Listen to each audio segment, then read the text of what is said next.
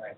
Thank you for inviting me to speak today about the Soil Testing and Research Analytical Lab. Before the director, after the director. But in all seriousness, I'd just like to scroll a little bit through some of my publications, co-authored publications recently, to show you how valuable the lab services are to our researchers and what a good collaborator I am.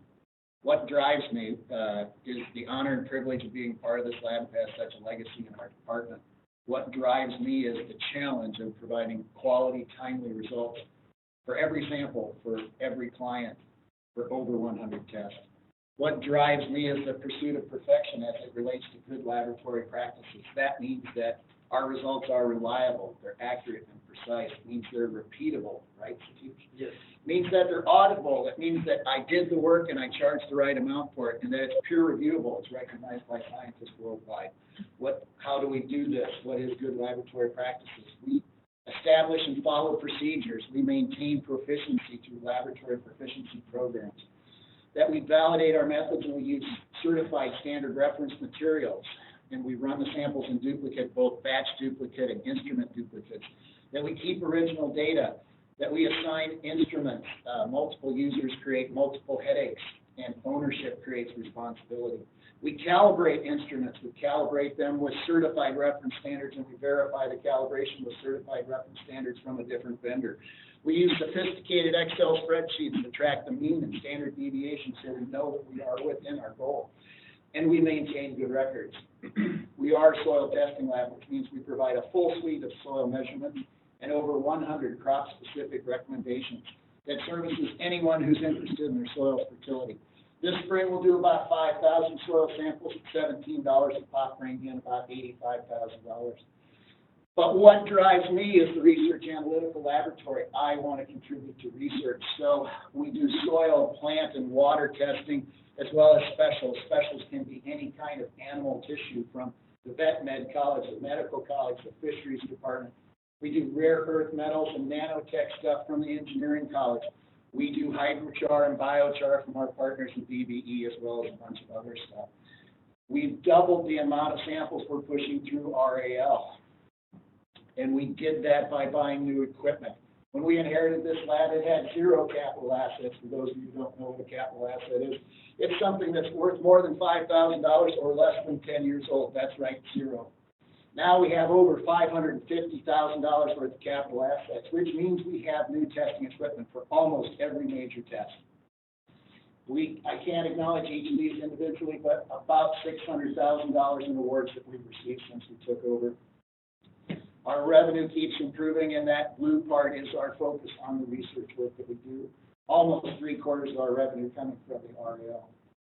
And this has gained us the attention and recognition from Central and our stakeholders. This year we're getting a $3.2 million renovation, which will completely redesign our lab space, improving our efficiency and expanding it so we can continue to grow.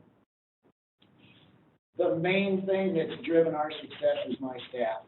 Keith Piotrowski is my general lab manager and full partner in the success that we've gotten. Angela Gumlickson is my soil section manager and as a chemist. Stephanie Gautry has a bachelor's in science as our office administrator and handles all of our clients' requests without asking what she needs to do. She is a scientist. And she's also my chief financial officer. Victoria Meltzer runs our ICP, and if any of you remember, no, none of you do. Anyway, she's much more competent and approachable than the previous operator from the previous administration. Heather Doho came to us from a soil testing lab and brought that skill set. She has now been integrated into our lab and knows all of the plant testing methods that we go through. Brianna Butler recently came on board. She's a scientist from the Food Science Division, and she declined the offer to be relocated to the University of Michigan when they poached that program from our university. Tom Graff retired from the department and is a part-time worker in my lab, and I feel terrible working an old guy as hard as I do, but I do. We also, as part of our business plan, have a full handful of student workers. Notable among those are Derek Warner in my office and Kelvin Wong, who I hope to bring on board as a full-time staff member to help us with our nutritional testing, method development, and services.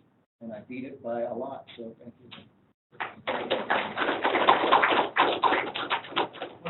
Brian, I understood one thing about your charges. You guys are very expensive. Take it to that. Believe it or not, Satish, we do a market review and make sure that we are competitive. I will give you that. Questions for that?